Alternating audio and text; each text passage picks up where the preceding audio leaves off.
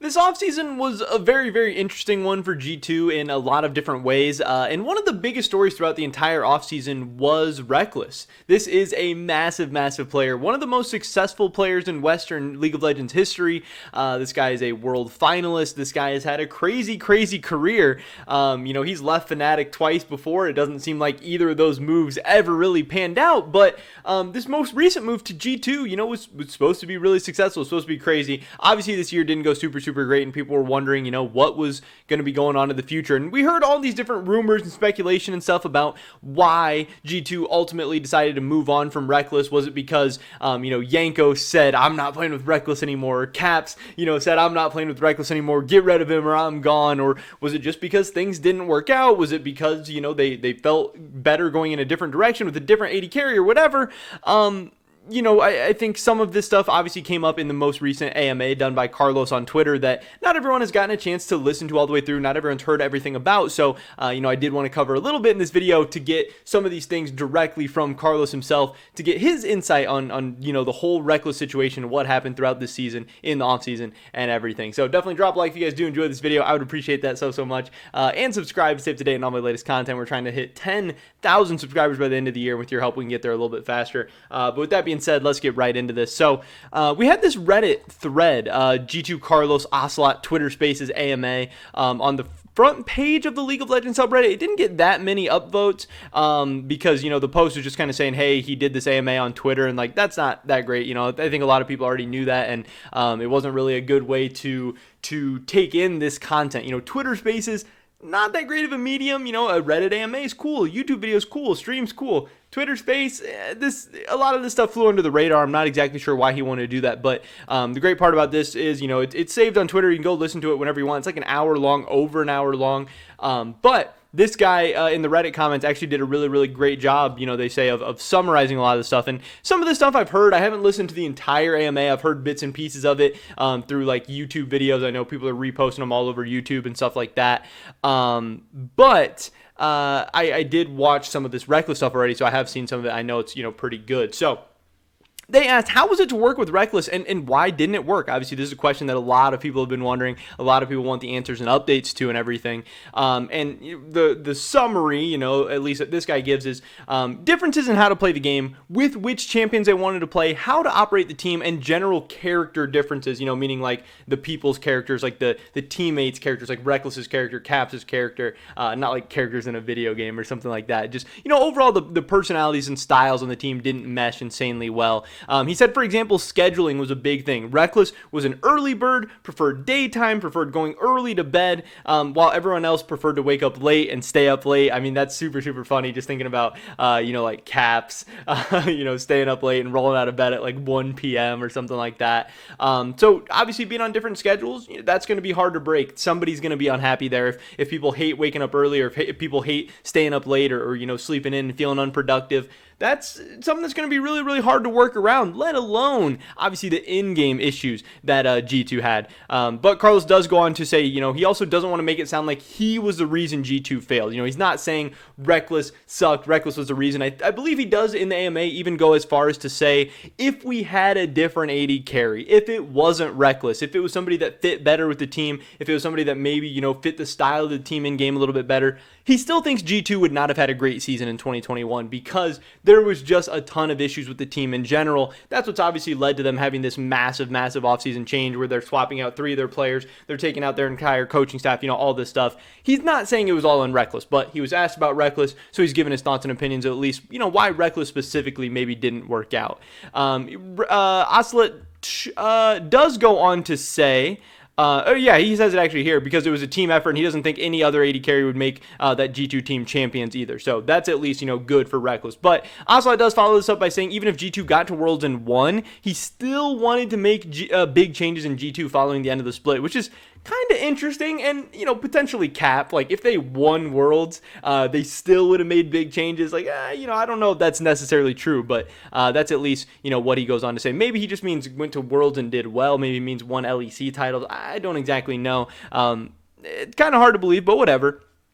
Because according to him, success was getting to some people's heads, and the org, just couldn't control the team. Now, this obviously seems much less about Rekkles, because I don't think the success of G2 was getting to Rekkles' head, because they never even had success on the team. So, maybe this is throwing some shots at Mickey and Wonder a little bit, maybe even Jankos and Caps a little bit. Maybe they even need some kind of wake-up call. But he is just reiterating that, this wasn't all Rekkles' fault. There was some other issues in the team and everything.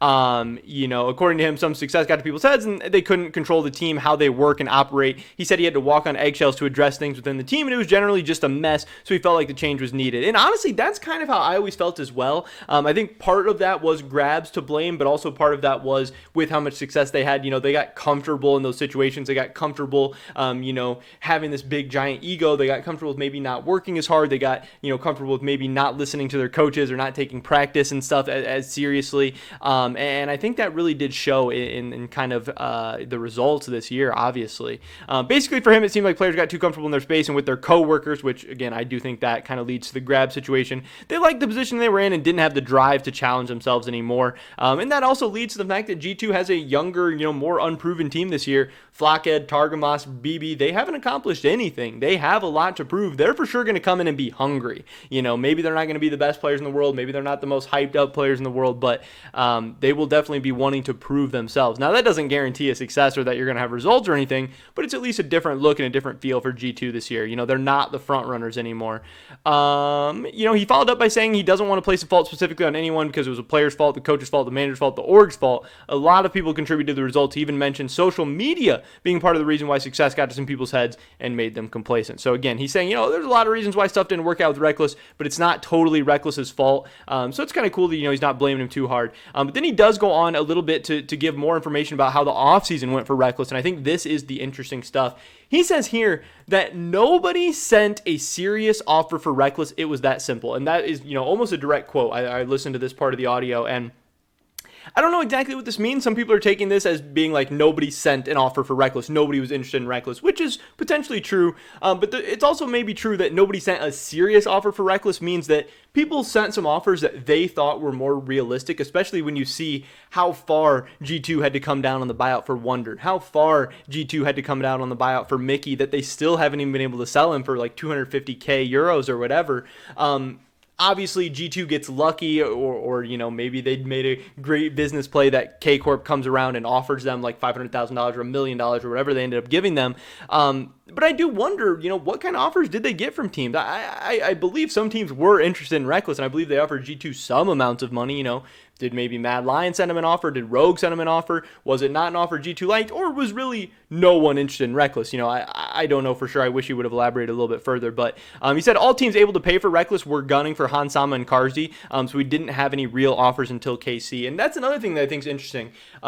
There were a lot of great European AD carries on the market, between Hansama, Karzi, and Rekkles, so to me, it begs the question, why did G2 end up with Flockhead? Why was G2 not more in the running for Hansama and Karzi? Now, I know part of that is that G2 doesn't love buying out players or spending a ton of money on players in the first place, but also Carlos does go in depth, to say a little more later that G2, at one point they were focused on just getting the best players at every single role and trying to use that to dominate. But they feel like the gap is closed in the entire world in League of Legends between the top and the bottom talent, but also that the game has changed, and it's not so much anymore about having the best player at every single position. It's about having a team that functions well together, and he doesn't really believe you can just skill gap people anymore by having the best players. He thinks you need a cohesive unit, which is maybe why they didn't go after, a Karzi or a Hansama, why they maybe didn't go after an Alfari, some of these guys. That also could just be an excuse, for G2 and Carlos wanting to be a little cheaper and spend a little bit less money, but that is at least, one possible thing that was going on. He did follow up by saying that G2 players join G2 because they have a higher chance of winning, but at the same time, G2 is really good at doing content and building players' brands. They see that and say, okay, my career is going to take off once I join G2. But he also says before joining G2, every player gets told two things. One, you'll never go for free. You're going to be under contract until I sell you. He said it happens because players have ups and downs, and when a player's down, you need to replace him with someone better, and typically that requires a lot of money. And again, I understand that, but that doesn't make sense because G2 didn't spend a lot of money this offseason. How expensive was Targamas? How expensive was Flockhead? How even expensive was Broken Blade? Broken Blade was probably a decent chunk of change, but nothing compared to a buyout and a contract that some of these players are getting. Like, it doesn't really seem like G2, G2 moved on for some players. They sold Rekkles, they sold Wonder, they're trying to sell Mickey, but they didn't spend a bunch of money to replace him. It wasn't super expensive to replace these players. So I don't totally agree with what he's saying there. I mean, it does make sense on paper. Does make sense to say, but that's not what happened here. He said, the same way I promised Rekkles I would make sure the other 4 players would be the best he could get in their positions. He made the same promise to the other 4. So we have a responsibility to the players to give them the best possible people to replace those that leave. Either we get free players and their salaries have to go up significantly because their agents are not stupid, or we have to spend a lot of money for the buyout. So with this system, we keep G2 running at a high level. When a player joins, he knows how it's going to be. So, he's just saying that's how it was. We were going to sell Rekkles if we got a good offer. We named our price. We felt it was a fair price. We were going to, find a buyer for Rekkles. He actually does go on to say that he thinks they ended up selling Rekkles for a pretty low amount of money. He says this wasn't like a high buyout they had for Rekkles. It was pretty low, but he just, felt that Rekkles was being cooperative. Rekkles was being, accommodating during the whole process. So they got a good enough offer, a low end offer, and decided to move on from Rekkles for that. But yeah, even if the offers weren't there, they weren't just going to let him go for free. That's not how this goes. They need to get some money back. Both of these parties obviously signed this contract. He does, try to deflect some blame a little bit, saying that every team does it. To be honest, it's just that G2 has me, Carlos, that is open and willing to talk about things. He has nothing to hide. Yeah, and then at the very end, this is a little spicy as well. He says, do you feel sadness or remorse when your players end up teamless? He said, sometimes yes, sometimes no. That simple. Level of entitlement of some players is through the roof. One thing I want people to remember from this AMA, just don't try to fuck over G2. Him sending some threats out there for sure. Because if you do, I will send you to the gulag. I need to care for my 180 employees and their families, and I won't put my business at risk for some player that tries to fuck the company. Never gonna happen. And if you're a free agent, out there, does that make you want to come to G2? Does that make G2 seem like a great destination? Depending on what your, mindset is, depending on what your character, your personality, and what your goals are, maybe. But I don't love putting messages like that out to potential players, to potential free agents. I don't think that is like the reputation Carlos necessarily wants for G2. But kind of interesting, he's being real open, real transparent, real honest about all the stuff going on. And a lot of great Rekkles information and updates from this past offseason in this AMA that I wanted to cover and get out to you guys. But that is pretty much it for this video today. Definitely drop a like if you did enjoy it. I would appreciate it so much. Leave a comment down below letting me know what you think about this whole, G2 Rekkles offseason craziness. Do you think Carlos and G2 handled it right? Or do you think this was a, overall mismanaged situation by Carlos? I'd love to hear your guys' thoughts and opinions. Subscribe, stay up to date on all my latest content. Hope to catch you guys in the next one. But until then, peace.